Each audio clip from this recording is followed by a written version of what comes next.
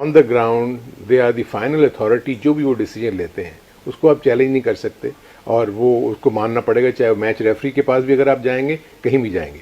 जो सबसे बड़ा इसमें जो मुझे अलमिया यानी जो नज़र आता है वो ये है कि ना वाकफियत लॉज और रूल्स के बारे में। बिल्कुल पाकिस्तान के पॉइंट ऑफ व्यू से देखें, विराट कोहली क्यों भाग गया 3 रन?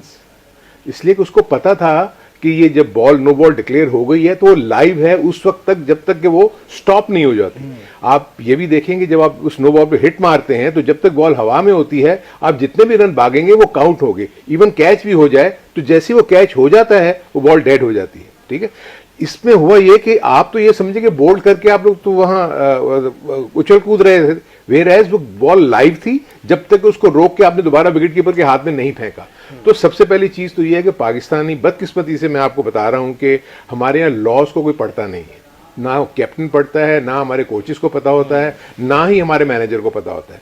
क्योंकि मैं खुद मैनेजर रहा हुआ हूं, मुझे अच्छी तरह याद है कि बाज़ जगहों के ऊपर हर टूर्नामेंट से पहले मैच रेफरीज आपको ब्रीफिंग देते हैं, आपके कैप्टन और मैनेजर्स उसका हिस्सा होते हैं।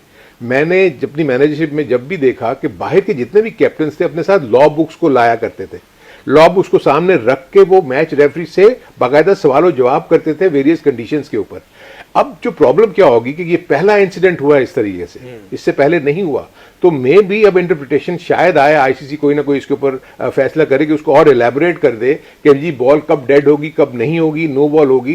क्योंकि अगर यही बॉल उसके बल्ले से लग के विकेट पे लग के जाती तो ये विराट कोहली के रन होते, क्योंकि उसके बल्ले पे नहीं लगी थी, विकेट्स पे लग के चली गई, वो बायज में चले गए।